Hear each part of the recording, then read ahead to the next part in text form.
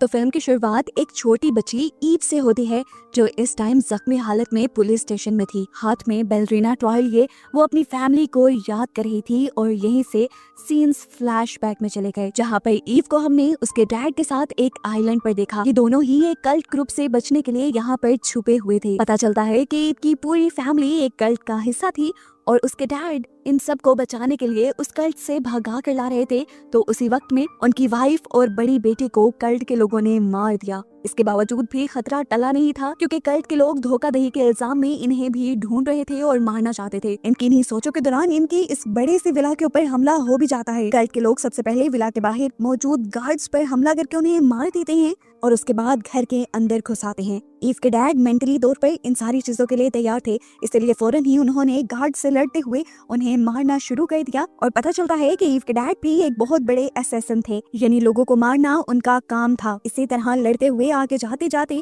वो रास्ते में धुआं फैला देते हैं जिसकी वजह से कल्ट के लोग इन्हें देख नहीं पाते और जल्दी से ईव के डैड ईव को लेकर एक कमरे में छुप जाते हैं। और तभी यहाँ पर बहुत सारे और कल्ट के लोग भी आ जाते हैं और साथ ही साथ कल्ट का लीडर द चांसलर भी यहाँ आ जाता है। ईव के डैड एक करके इन सबको मार रहे थे लेकिन कल्ट के लोगों की तादाद बहुत ज्यादा थी और इन सब ने मिलकर आखिर ईव के डैड को पकड़ ही लिया। उसको पकड़ने के बाद दी चांसलर उसके सामने आते हैं और कहते हैं, एक तो तुमने हमारे कल्ट की लड़की से शादी की, उसके बाद हमें ही धोखा दिया, सजा तो तुम्हारी बनती है। तुम्हारी वाइफ और बड़ी बेटी को तो हमने मार दिया है, लेकिन अगर तुम चाहते हो कि ईव भी जिंदा रहे तो तुम अपनी जान ले लो, नहीं तो मैं तुम्हें और तुम्हारी बेटी दोनों को ही मार दूंगा। ईव के डैड को अपनी बेटी की जान बहुत प्यारी थी, इसीलिए वो अपने आप को मारने लगे। लेकिन तभी छुपी हुई उसकी बेटी यानी ईव बाहर निकल आई और उसने अपने डैड को ऐसा करने से मना कर दिया। अपनी बेटी की आवाज सुनते ही ईव के डैड ने भी गन फेंकी और यहाँ पर सभी लोगों से लड़ने लग गए। ऐसे में द चांसलर यहाँ से चले जाते हैं और ये लड़ाई चलती रहती है। कल का एक आदमी ईव के डैड को नीचे गिराते हुए अपने चाकू से स्टैब करते हुए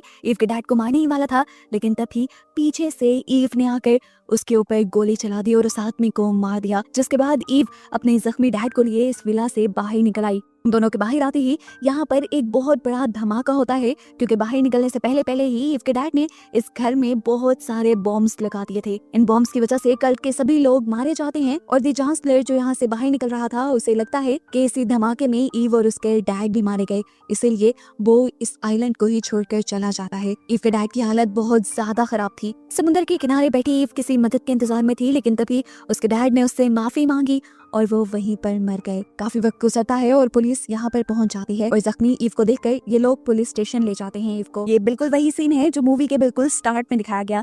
यहाँ पर थोड़ी ही देर में एक आदमी आता है जो ईव को बताता है कि मैं तुम्हारे डैड का अंकल हूँ और तुम्हारे डैड एक बहुत अच्छे इंसान थे, वो तुम्हें एक बहुत अच्छी लाइफ देना चाहते थे जिसको देने की जिम्मेदारी अब मेरी है। ये कहते हुए वो ईव को यहाँ से ले जाते हैं और एक थिएटर में लेकर आते हैं जहाँ पर एक टीचर सब बच्चों को बैलरीना डांस सिखा रही थी और थोड़ी ही देर बाद ईव को यहाँ की डायरेक्टर से मिलवाया जाता है। डायरेक्टर एक अजीब सा सवाल उस आदमी से पूछती है कि क्या ईव को उसके मॉम और डैड के बारे में सब कुछ पता है, तो वो आदमी ना में जवाब देता है और डायरेक्टर ईव को बताती है कि तुम्हारे डैड का पूरा बचपन यहीं पर गुजरा है और मुझे लगता है कि तुम्हें भी यहाँ रहने में मजा आएगा। ईव भी यहाँ रहने को तैयार हो जाती है, जिसके बाद वो आदमी ईव को एक कॉइन देते हुए वहाँ से चला जाता है, ये कहते हुए कि जब भी तुम्हें मेरी मदद की जरूरत होगी तो मैं हमेशा तैयार रहूंगा। इसके बाद ईव यहाँ की टीचर से मिलती है जो ईव को बताती है कि यहाँ पर दो तरह की ट्रेनिंग होती है, एक बैलरीना डांस की और एक लोगों को मारने की। वो ईव के हाथ में पकड़े हुए कॉइन की एग्जांपल देते हुए ईव को बताते हैं कि हर कॉइन की दो साइड होती है,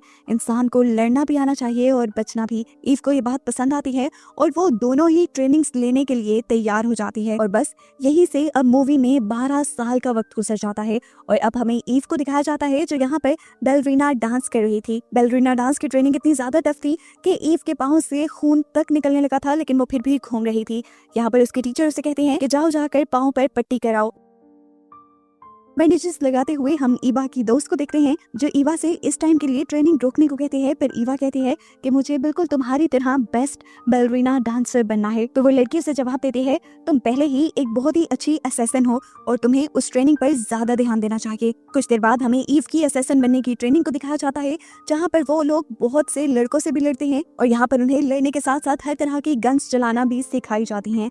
आज ईव को बहुत से लड़कों के साथ लड़ना था, लेकिन ईव हर लड़ाई में हार रही थी। तब उसकी कोच ने उसे कहा कि तुम आज क्या कर रही हो? तो ईव ने जवाब दिया, ये सब मुझसे बहुत ज्यादा ताकतवर हैं। तो उसकी कोच ने कहा कि तुम्हारी हार की वजह ये नहीं कि तुम कम ताकतवर हो, तुम्हारी हार की वजह ये है कि तुम पहले ही उनको देखकर हार मान चुकी हो और तुम अपने पे यकीन नहीं कर रही। कोच की ये बात सुनकर ईव के अंदर एक नया जोश जाग जाता है और वो अपने पर भरोसा करते हुए अपने से कई गुना ज्यादा ताकतवर लड़कों को भी मार गिराती है। इनकी ट्रेनिंग ऐसी ही चलती रहती है और 2 माह गुजर जाते हैं। ईव को पता चलता है कि उसकी बेस्ट फ्रेंड को यहाँ से भेज दिया गया था। वो जाकर डायरेक्टर से इस बारे में बात करती है तो डायरेक्टर बताती है कि जो अच्छे असैसिन्स नहीं बन पाते उनको हम बैलरीना डांस की ट्रेनिंग देने के लिए आगे भेज देते हैं। वो तुम्हारी तरह अच्छी असैसिन नहीं थी। तो ईव कहती है कि जो अच्छे असैसिन्स हैं फिर उनको काम क्यों नहीं दिया जाता? मुझे लगता है कि मैं एक अच्छी असैसिन बन गई हूँ और मुझे मेरा काम मिलना चाहिए। डायरेक्टर कहती है तो ठीक है, लेकिन इससे पहले तुम्हें कुछ टेस्ट पास करने होंगे।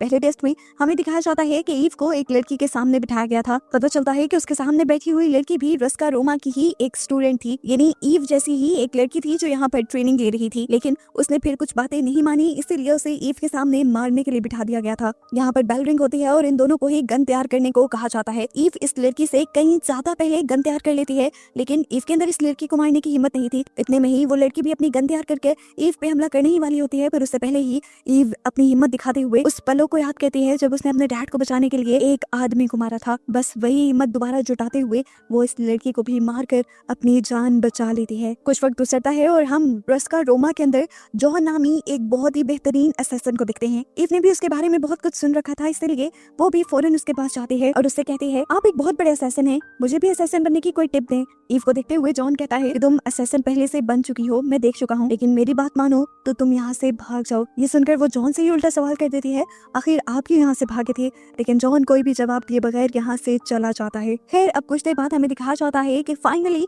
ईव को उसका पहला मिशन मिल चुका था। उसे एक लड़की को बचाना था एक गैंगस्टर से जो उसे मारने के लिए एक क्लब में आ रहा था।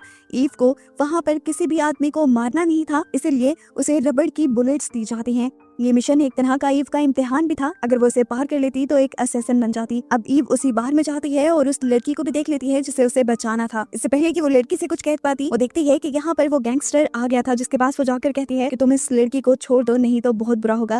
लेकिन वो गैंगस्टर ईव को साइड पे करते हुए उस लड़की के पास चला जाता है और यहाँ पर गैंगस्टर के हाथ में ईव से लड़ने लग जाते हैं। ईव बहुत ही बहादुरी से इनसे लड़ती भी है और अपनी रबड़ बुलेट से इनको जख्मी भी कर देती है। सभी लोगों को मारने के बाद वो आती है उस गैंगस्टर के पास जो उस लड़की को खींचते हुए इस क्लब से बाहर ले जा रहा था। वो उस लड़की का हाथ खींच लेती है गैंगस्टर के हाथ से। तो यहाँ पर गैंगस्टर और ईव के दरमियान में ही फाइट शुरू हो जाती है। ये गैंगस्टर ईव की सोच से कहीं ज्यादा ताकतवर और प्रोफेशनल था। वो ईव के ऊपर भारी पड़ा था, लेकिन फिर ईव ने तेजी से उसे मारना शुरू किया और अपनी रबड़ बुलेट से भी उसे जख्मी किया और आखिर उसे दीवार के साथ लगाते हुए उसे हैरानी में जिंदा छोड़कर वो इस लड़की को बचाकर यहाँ से ले गई। और ऐसे ईव ने अपना असैसिन बनने का आखिरी टेस्ट भी पास कर लिया। अब फाइनली वो रस्का रोमा की एक असैसिन बन चुकी थी, तो उसकी बॉडी पे भी वही टैटू बना दिया जाता है जो उसकी डैड की बॉडी पर था। इसके बाद कहानी दिखाया जाता है कि ईव ने अपना एक और मिशन कंप्लीट किया था, एक आदमी को मारकर। इस लड़ाई में उसे खुद भी एक गोली लगी थी जिसे उसने अपने हाथ से ही निकाल दिया था। जिसके बाद वो जब इस मरे हुए आदमी की फोटो लेकर अपने क्लाइंट को भेजती है तो उसे बहुत सारे पैसे मिल जाते हैं। अब जब वो यहाँ से निकलती है बाहर तो दिखाया जाता है कि ईव पहले इस आदमी के गार्ड से भी लड़ी थी और उसने उन सबको भी मार दिया था। ईव जब अपनी गाड़ी में यहाँ से जा रही थी तो उसका एक्सीडेंट एक कार से हो जाता है, जो कार का आदमी बाहर निकलकर ईव से लड़ने लग जाता है। लड़ने में ईव आम लोगों से ज्यादा तेज थी, लेकिन सामने वाला भी कोई प्रोफेशनल फाइटर नजर आ रहा था। काफी देर तो उनकी लड़ाई चलती रहती है, लेकिन आखिर ईव फिर इस आदमी को मारने में कामयाब हो जाती है। मारने के बाद वो इस आदमी की हाथ पर एक निशान नोटिस करती है और उसे याद आता है कि बचपन में जिन लोगों ने उसके डैड को मारा था उन सबके हाथों पे भी यही निशान था। आखिर ये कौन लोग थे? ईव के दिमाग में इन लोगों को जानने का तजस्सुस पैदा हो जाता है। वो इस आदमी का हाथ काट कर डायरेक्टर के पास जाती है और उनसे पूछती है ये कौन है। डायरेक्टर इस हाथ को देखते हुए ईव से पूछती है कि तुम क्या चाहते हो। ईव बताती है कि इन्हीं लोगों ने मेरे डैड को मारा था और मैं अपने डैड का बदला लेना चाहती हूँ। डायरेक्टर उससे कहते हैं मैं नहीं चाहती कि तुम इन लोगों के पीछे जाओ, ये एक कल्ट ग्रुप है और तुम्हारी मॉम भी इसी कल्ट का हिस्सा थी। इस कल्ट के सभी लोग भी हमारी तरह ही असैसिन हैं और रस्का रोमा की और उस कल्ट ग्रुप की डील है कि ना रस्का रोमा के असैसिन्स उनके असैसिन्स को मारेंगे और ना ही उस कल्ट के असैसिन इन लोगों को नुकसान पहुंचाएंगे। अब ईव यहाँ से कुछ भी कहे बगैर चली जाती है एक होटल में, जहाँ पर वही मूवी के स्टार्ट में दिखाया जाने वाला आदमी था जो ईव को लस्का रोमा तक लेकर आया था। वो इस आदमी से कल्ट के बारे में जानना चाहती थी, लेकिन वो आदमी कहता है कि तुम ऐसा मत करो, वो लोग बहुत ज्यादा खतरनाक हैं। तो ईव अब इस आदमी को इसका कॉइन वापस देते हुए कहती है कि मुझे आपकी मदद की जरूरत है। जैसा कि इस आदमी ने वादा किया था कि ईव को जब भी उसकी मदद की जरूरत होगी तो वो उसकी मदद जरूर करेगा। अब क्योंकि ये वक्त आ गया था तो वो आदमी भी ईव की मदद करने को रेडी हो जाता है और एक कॉल करके किसी आदमी का बाहर डेटा निकाल के ईव को देता है। वो बताता है कि ये आदमी दी चांसलर यानी उस कल्ट के लीडर का बेटा है और इसका नाम है डैनियल। आज डैनियल इसी होटल में ठहरा है, तुम उससे बात करके उसके डैड का और उसके कल्ट का पता चला सकती हो। अब पता चलता है कि डैनियल को मारने के लिए भी किसी ने बाउंटी दी थी, वो भी $4 लाख की, और उसे मारने के लिए ही बहुत सारे असैसिन्स इसी होटल के अंदर छुपे हुए थे, जिनमें एक लीना नाम की लड़की भी थी। अब ईव पीछे के रास्ते से होते हुए डैनियल के एक कमरे के अंदर चली जाती है। डैनियल उसे देखते ही गन तान देता है, लेकिन ईव उसे बताती है कि मैं तुम्हें यहाँ मारने के लिए नहीं आई हूँ, मुझे बस तुमसे तुम्हारे डैड का पता चलाना है, क्योंकि तुम्हारे डैड ने मेरे डैड को मरवाया था और मैं उनसे उनका बदला लेना चाहती हूँ। यहाँ पर डैनियल भी उसे बताता है कि मेरे डैड एक कल्ट का हिस्सा है और मैं भी उन्हीं के कल्ट से दूर भाग रहा हूँ, इसीलिए मुझे मारने के लिए बहुत से लोग मेरे पीछे भी पड़े हैं, लेकिन मैं बस आजाद अपनी बेटी के साथ जिंदगी गुजारना चाहता हूँ। ये लोग बातें ही कर रहे थे कि इतने में डैनियल के रूम में हमला हो गया और बहुत से लोग डैनियल को मारने लगे। डैनियल के साथ साथ यहाँ पर ईव भी डैनियल का साथ देती है और सभी गुंडों से लड़ने लग जाती है। यहाँ पर डैनियल ईव से मदद मांगता है उसकी बेटी को बचाने के लिए। ईव जब उसे बचा कर नीचे लेकर आ ही रही होती है, तभी उसके सामने और भी बहुत सारे गार्ड्स आ जाते हैं, जिनसे एक एक करके ईव लड़ने लग जाती है। और दूसरी तरफ दिखाया जाता है कि डैनियल भी जिन लोगों से लड़ रहा था, आखिर उन्होंने डैनियल को गोली मार दी। यहाँ पर ईव के सर पर भी किसी ने पीछे से वार करते हुए ईव को बेहोश कर दिया। ईव को यहाँ पर पकड़ लिया जाता है और उस बच्चे को यहाँ से ले जाया जाता है उसी कल्ट में दी चांसलर यानी कल्ट के लीडर के पास। ईव को जब होश आया तो उसके सामने बहुत से लोग थे और उसके साथ भी बहुत से लोग थे जो सजा में खड़े थे। उन्हें इस होटल में लड़ने की सजा दी जा रही थी, लेकिन ईव ने कहा कि मैं यहाँ पर किसी को भी मारने नहीं आई थी, मैं सिर्फ डैनियल से मिलने के लिए आई थी। उसकी ये बात सुनते ही यहाँ पर उसके साथ खड़े बाकी लोगों को मार दिया जाता है और उसे छोड़ दिया जाता है। इसके बाद ईव एक दूसरे आदमी के पास जाती है जो कि असैसिन्स को इलीगली बहुत सारी गन्स प्रोवाइड करता था। वो जानती थी कि ये आदमी कल्ट के बारे में जानता होगा, लेकिन इस आदमी ने उसे कल्ट के बारे में कुछ नहीं बताया। ईव यहाँ पर अभी वेपन से देख रही थी कि यहाँ पर बहुत से लोगों का हमला हो गया